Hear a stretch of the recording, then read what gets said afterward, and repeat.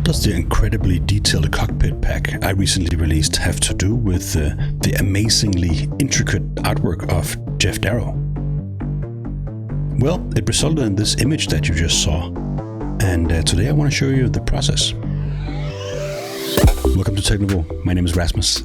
I'm a concept designer and art director with 20 years of professional games development experience, and I'm on a mission to inspire and empower your creativity by talking concept design, creative processes, and thoughts and things around that craft. And today I want to show you what happens when you forcibly succumb a teenage mind to the work of Jeff Darrow and Frank Miller, particularly Hardboiled here, and even more in particular, the vehicular interior scenes, such as this one here. And you combine that with my recently released Cockpits and Instruments Asset pack that I have here. And today I want to show you what happens when those two worlds clash together. But before we get started, let me just show you this one here. You might remember my TIE Fighter design. I just want to show you what Jules 8000 Julian De Puma has been making. Check this out. Are you kidding me? How awesome is that? I mean, look at that paint. Grimy. He's basically doing Blender shaders for real. And even interior, as you can see here, with pilots in it. And so what's interesting about this is me being super inspired by the model kits and aircraft model kits in particular. This is just super, super awesome to see. He went to technouveau.net, joined the newsletter, got the 3D model, prepped it for print, printed it, painted it, all that stuff. How awesome is that? Super, super awesome. Great stuff. But anyway, let's get started with the modeling process.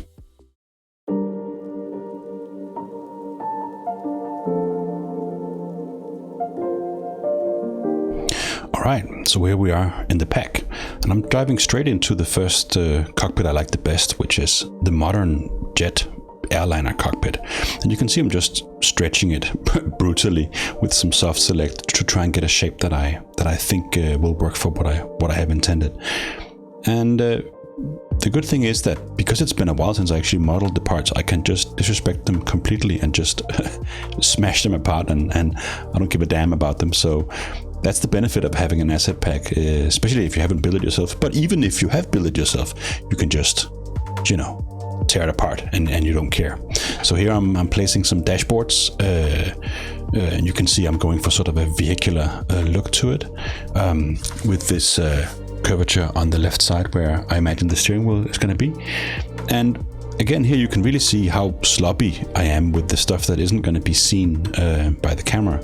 So you can see those reverse edges there behind on the other side. They're zigzaggy and broken, and it doesn't really matter. Remember to save your stuff, kids, because, crashes and whatnot. And as usual, I dive into the pack and sort out some elements that I have a feeling that I like to play with, and I beam them up, to the element I have there, using the Shift S. What? Shift S? Is it Control S? Shift S? It's in the fingers. I don't really remember the shortcut. To the cursor, and I'm selecting some screens and keyboards and a few different bits and bobs, some gauges as well. I'm just going right through the pack and selecting objects I like. Pedals, a yoke stick thing that could become a nice gearbox, and a yoke that could become a steering wheel. Seats as well. Yeah, getting some seats, and you can see how all the objects are stacked on top of each other here, which might be a little bit impractical, but in the grand scheme of things, it's not super important. And I just move them around, roughly in to sort of get an idea of where I want them. Pedals, I feel like I can place them immediately and just get started. Whereas some of the devices, I sort of put them in the zone that I want them. Steering wheel as well, of course, that's sort of obvious.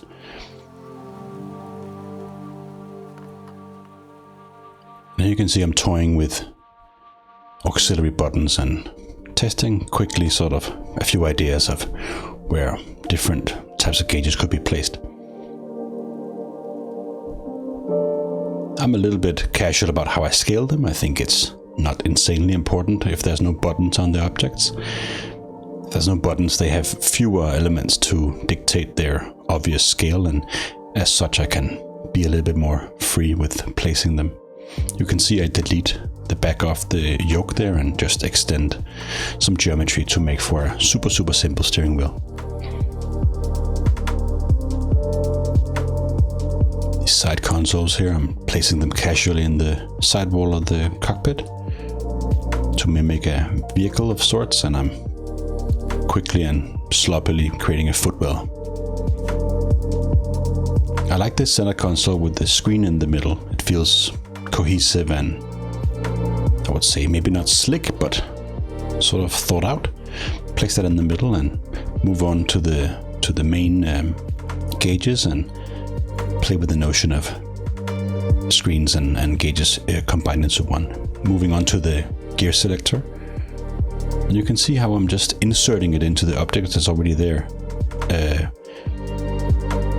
Imprecise, but precise enough, I think, for the purpose of the task.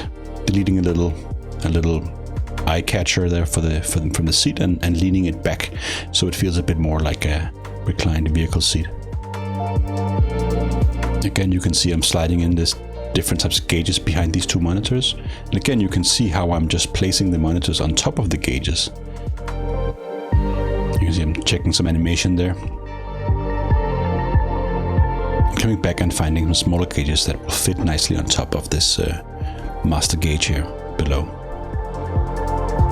Still not exactly sure how to get that classic car look. You know, classic car look is two main gauges and maybe a few others. So I'm testing some ideas here to try and get a bit closer to a more simplistic gauge set, where the previous one had the false horizon and things like that, and it felt quite airplane-like. So here you can see I'm just selecting a few faces and mapping them with some different textures to get a look that I like better. And you could do the same, it's not particularly difficult.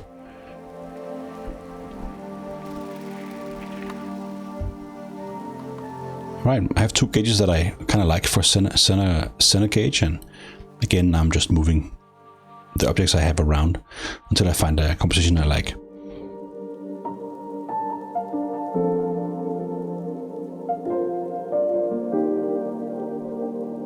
Again, a bit of retexturing here.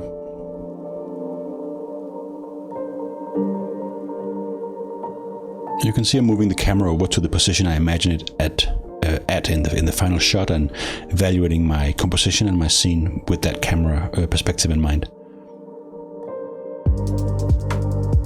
Back to the buttons, and once again you can see allowing overlap. As long as it isn't obvious, I'm fine with it. Selecting the screen and retexturing that to get something that feels a little bit more like a vector W8. Had that cool interface. Choosing the seat and scaling it casually. Again here, choosing some vertices for the cockpit element themselves and rescaling the window. Copying the seats out and cleaning up a little bit. Okay, here we are. It feels like maybe some sort of cyberpunk vehicle. Not a classic car, but certainly car-like, and that's good enough. And you can see I'm trying my new add-on, Lens Sim, which I'm sure if you are a Blender nerd like me, you've seen a few reviews of on YouTube. Very cool tool that allows you to simulate lens elements from famous lenses around the world to get a really analog, very dynamic look to the renders. Just doing a little test render here.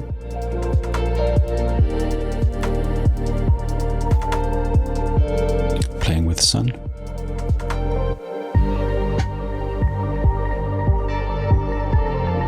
Just covering up the back to make sure there's no spill light from the environment coming in. I'm having some odd light reactions on the ceiling of this cockpit part here because the sun is blasted at quite a high value.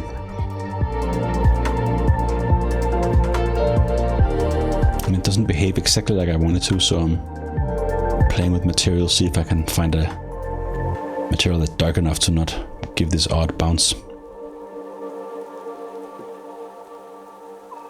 Actually, just testing the power of the sun, how that much it affects the surface, and it affects it quite a bit. So the seats look really good, but that ceiling looks kind of odd. Maybe it's something to do with normals. I'm not exactly sure.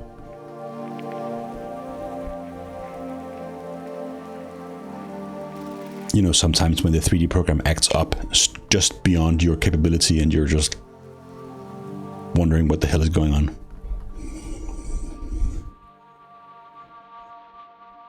Just as a test, I'm taking another cockpit in, placing it to see how the materials behave. They behave much better here.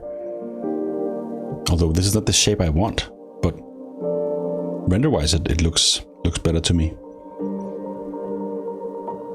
But again, you can see how quick it is to just throw on a entirely different cockpit shell onto the dashboard you have, and just testing out a different look. Easy peasy.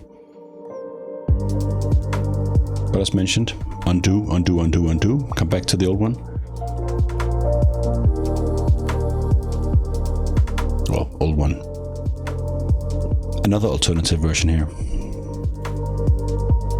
which actually has the same surfacing there you see on top. Here I'm playing with Flair's Wizard 3.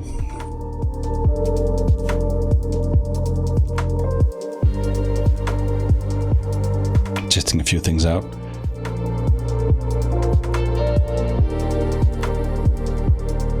But ultimately decide that if I start worrying about flares right now, I'm just going to lose myself in post-production when it's way too early for that.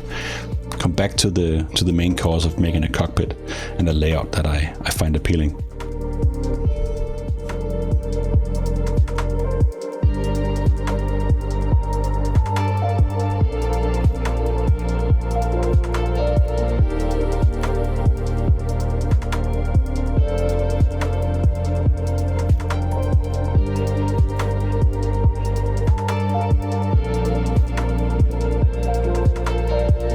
As the render finalizes, I'm coming back to the cockpit I had before, the vehicular cockpit. I decided to try and fix the reflected material or the normals or whatever by changing the material to a much darker material, and it feels like it's solves the problems reasonably well. I decided to add and play a little bit with an HDRI outside the windows. Just trying to find something where the horizon aligns reasonably well. That isn't too green. I'm going for a dramatic flavor after all, so no plants allowed here in this world. And then, you know how Blender keeps the pictures you load in up in the history there? I don't know why. I wish you would just replace them, so you wouldn't have to go and delete stuff to save on your memory. I have my big, medium, small asset pack over here, and I'm just pulling in this guy who looks very confident, and he's kneeling on one knee, and you can see I'm just setting him into the seat. I don't know how to pose characters yet, so I'm just sticking with the static guy. Again, I feel like I'm sketching, so I'm not super worried about his thigh sticking down through the seat at this stage. Just concerned about the vibe and the light and the atmosphere.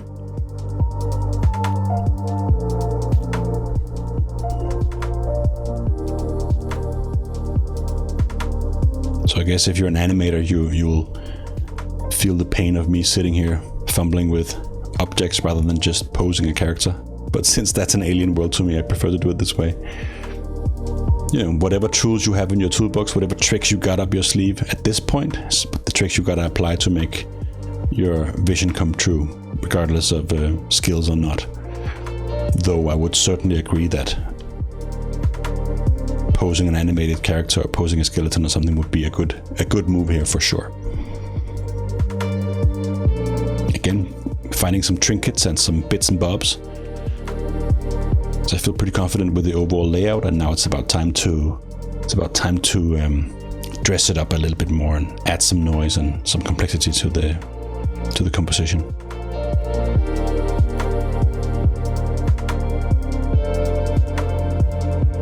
I have these noisy elements I turn into sort of a roof structure, and some auxiliary pumps and whatnot that I place down in the footwell.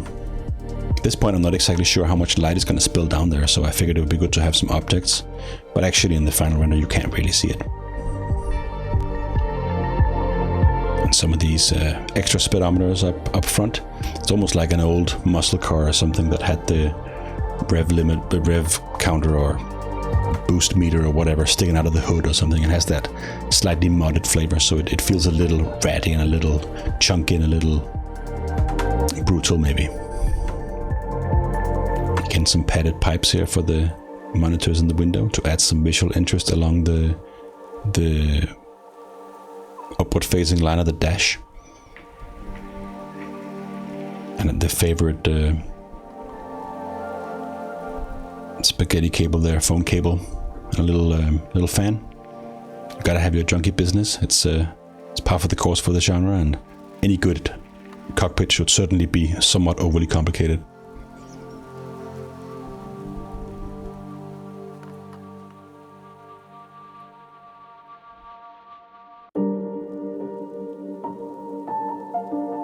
So just chasing a few more elements. A little Trinitron screen and a few auxiliary monitors, and of course the ring binder. Which is just such a joyfully silly, relatable, dumb object to have. Whether it's a cockpit from a science fiction world or a post-apocalyptic vehicle, or it doesn't really matter. It's just really ties everything into reality.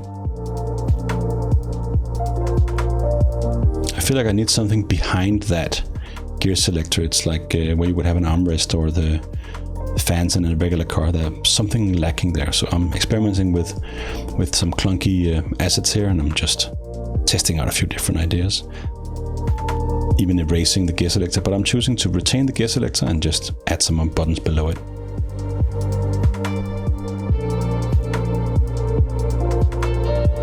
I feel like the ceiling can have some more. I've always been a fan of the control panels that are up there, and I figured it'd be cool to have a little screen on it as well. So I'm just taking the element and I'm flipping it upside down. And again, because of the resolution of the image, it doesn't matter that it's actually turned upside down. Deleting some elements from the cockpit itself.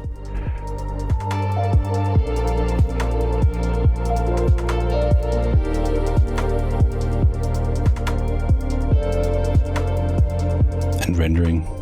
Obviously rendering becomes just when you zone out and you just take a rest and a breather.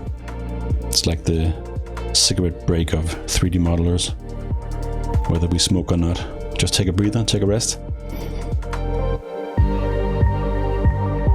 Into Photoshop, I'm just playing with the raw filter and just toying a bit with contrast. This is really just playtime about, being free and fooling around and turning on some dials and see what happens.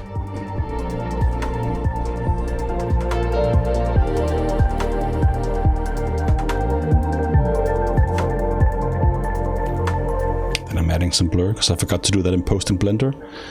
Some bloom, so I'm blurring the image and contrasting it so the bright parts show. Just erasing manually where I don't want it. Yeah, pretty simple. There he is.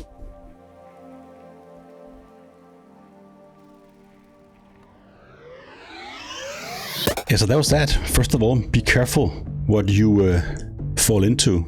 I'm sure I'm not the only one who loves this one, and I'm sure it's not the last time we'll see how this particular seminal work has inspired me, and maybe it'll even inspire you guys, hopefully so. Anyway, Hardboard, Frank Miller, Jeff Darrow, check it out.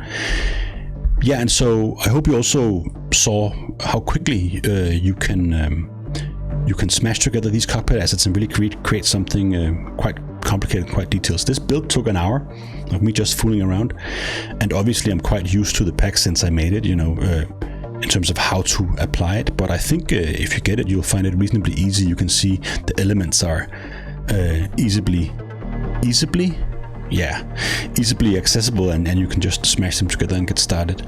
And as I mentioned in the video, because it's somebody else's work, you don't give a damn. You don't have to give a damn. At least you can just smash it around and have a good time. So that's it for today. See you next time.